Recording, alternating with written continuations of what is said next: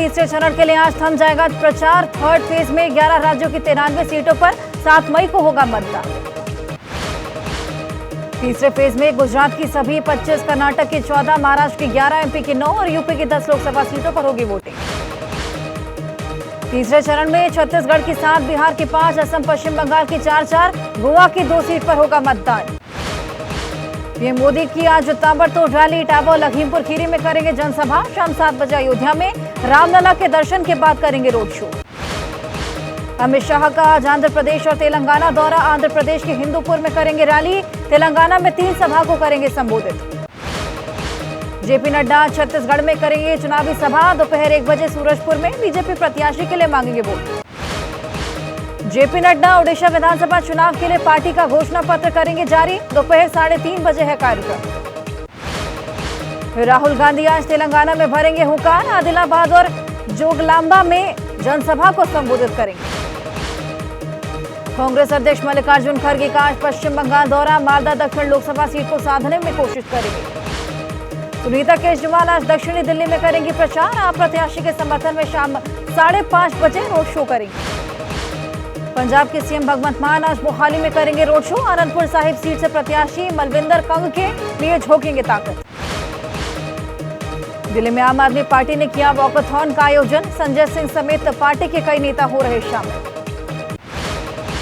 कांग्रेस नेता विजय वडेट्टीवार का विवादित बयान, बोले हेमंत करकरे को कसाब की नहीं बल्कि आरएसएस विचारधारा वाले पुलिस अफसर की गोली लगी। विजय वडेट्टीवार के बयान पर बवाल। मुंबई में बीजेपी ने प्रदर्शन किया। शिंदे गुट बोला, कांग्रेस आतंकवाद को बढ़ावा देने वाली पार्टी। यूपी के कानपुर में मोदी का मेगा रोड शो। वैदिक मंत्र और आरती के साथ पीएम मोदी का स्वागत किया। सीएम योगी रहे साथ। रोड शो के दौरान पीएम मोदी ने गुरुद्वारे में टेका मत्था। मोदी है तो मुमकिन है जैसे नारों से गूंजा पूरा इलाका। गुरुद्वारे के मुख्य प्रधान बोले, पीएम के आने का अच्छा मैसेज गया। हमने उन्हें सरोपा और कृपाण भेंट किया। पीएम मोदी ने हाथ जोड़कर लोगों का अभिवादन किया। बीजेपी प्रत्याशियों के लिए वोट मांगे। कानपुर सीट से बीजेपी प्रत्याशी रमेश अवस्थी बोले, पीएम मोदी के नाम पर चुनाव हो रहा, उनके नाम पर वोट पड़ रहे। कांग्रेस नेता पवन खेड़ा का बड़ा बयान, बोले पीएम मोदी डरे नहीं, दक्षिण से लड़े चुनाव, जैसे राहुल गांधी में लड़ने की हिम्मत। अमित शाह का दावा, बोले पहले 2 चरणों के मतदान में बीजेपी को 100 से ज्यादा सीट आएगी। तीसरा चरण 400 पार को करने के लिए मजबूत बढ़त दिलाएगा। एबीपी अस्मिता से बातचीत में अमित शाह का राहुल गांधी पर हमला, कहा भले ही वो रायबरेली से लड़े फिर भी वो चुनाव हार जाएंगे। एबीपी नेटवर्क के साथ एक्सक्लूसिव बातचीत में गृह मंत्री अमित शाह का बड़ा बयान, बोले पीओके भारत का है और रहेगा। अमित शाह बोले, चुनाव में लोगों के पास 2 विकल्प, एक तरफ चांदी का चम्मच लेकर पैदा हुए राहुल, दूसरी तरफ गरीब परिवार में जन्मे पीएम मोदी। प्रियंका गांधी का बीजेपी परिवार, खरबपतियों के लिए काम करने का बीजेपी पर लगाया आरोप। प्रियंका गांधी पर बरसे एआईयूडीएफ चीफ बदरुद्दीन अजमल, बोले जब प्रियंका पैदा भी नहीं हुई थी तब से मेरे पिता का इत्र का काम। प्रियंका गांधी ने बदरुद्दीन अजमल पर साधा था निशाना, कहा था बदरुद्दीन अजमल के इत्र से जुड़े कारोबार को बीजेपी का संरक्षण। यूपी के डिप्टी सीएम ब्रजेश पाठक बोले, ये चुनावी युद्ध राम मंदिर बनाने वालों और कार सेवकों पर गोली चलाने वालों के बीच। नारायण राणे के प्रचार के लिए कोंकण पहुंचे राज ठाकरे, बोले उद्धव ठाकरे को 2.5 साल के लिए मुख्यमंत्री पद चाहिए था, नहीं दिया गया था, साथ नहीं रहे। नीतीश कुमार का लालू परिवार पर वार, बोले लालू प्रसाद सिर्फ अपने परिवार को बढ़ाने का करते हैं काम। बीजेपी में शामिल हुए अरविंदर सिंह लवली, राजकुमार चौहान, नसीब सिंह और नीरज बसोया ने बीजेपी का दामन थामा। बीजेपी में शामिल होते ही अरविंदर सिंह लवली ने पीएम मोदी की तारीफ में पड़े कसीदे, बोले मोदी की अगुवाई में एनडीए की सत्ता में वापसी तय। चुनाव लड़ने पर अरविंदर सिंह लवली ने कहा, किसी पद का लालच होता तो कांग्रेस प्रदेश अध्यक्ष का पद क्यों छोड़ता। कांग्रेस का अरविंदर सिंह लवली पर हमला, कहा लवली ने बीजेपी में दोबारा न जाने की शपथ ली थी, झूठ बोलना उनका पुराना था। बीजेपी का दामन थामने के बाद कांग्रेस के पूर्व नेताओं ने बीजेपी अध्यक्ष जेपी नड्डा से मुलाकात। लवली के बहाने बीजेपी का कांग्रेस पर प्रहार, वीडी शर्मा बोले कांग्रेस में मची है भगदड़। तेलंगाना में खम्बम में एक्शन में चुनाव आयोग, सीएम रेवंत रेड्डी के काफिले की ली गई तलाशी। बीएसपी चीफ मायावती का बीजेपी पर हमला, बोली मोदी सरकार केवल अपने दोस्तों और धन्ना सेठों को फायदा पहुंचा रही। यूपी के संभल में आरएलडी प्रमुख जयंत चौधरी बोले, जब लोकदल विपक्ष के साथ था तब विपक्ष था और अब विपक्ष नहीं। हिंदूवादी नेताओं को धमकी देने वाले मौलवी सूरत से गिरफ्तार, आरोपी का पाकिस्तान कनेक्शन भी सामने आया। एमपी सरकार के कृषि मंत्री का माफिया को खुला ऑफर, बोले चुनाव बाद किसी को भी पत्थर रेत की ट्रैक्टर ट्रॉली नहीं पकड़ाई जाएगी। कांग्रेस ने पुरी से जय नारायण पटनायक को बनाया उम्मीदवार, सुचारिता मोहंती ने लौटाया था टिकट।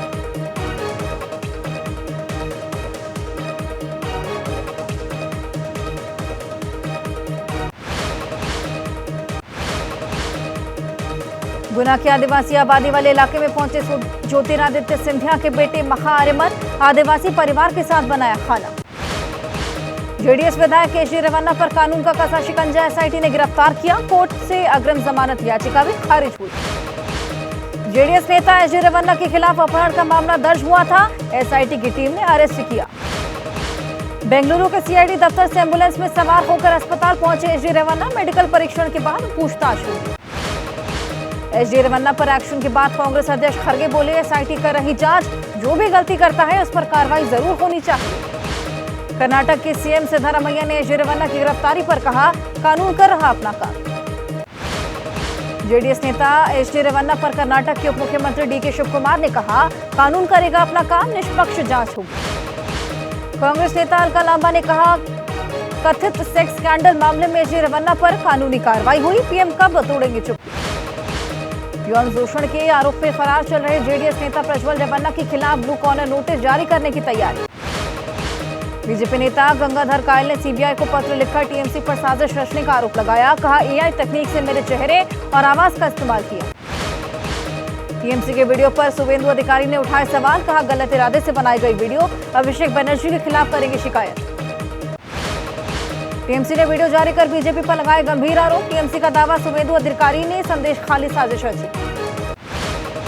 नादिया में सीएम ममता ने संदेश खाली घटना को बताया पूर्व नियोजित, कहा संदेश खाली घटना की पटकथा बीजेपी ने लिखी थी।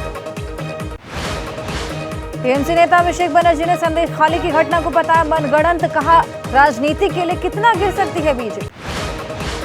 बीजेपी उम्मीदवार रेखा पात्र ने वीडियो प्रकरण को बताया टीएमसी की साजिश, कहा गंगाधर को डराकर टीएमसी ने यह वीडियो बनवाया।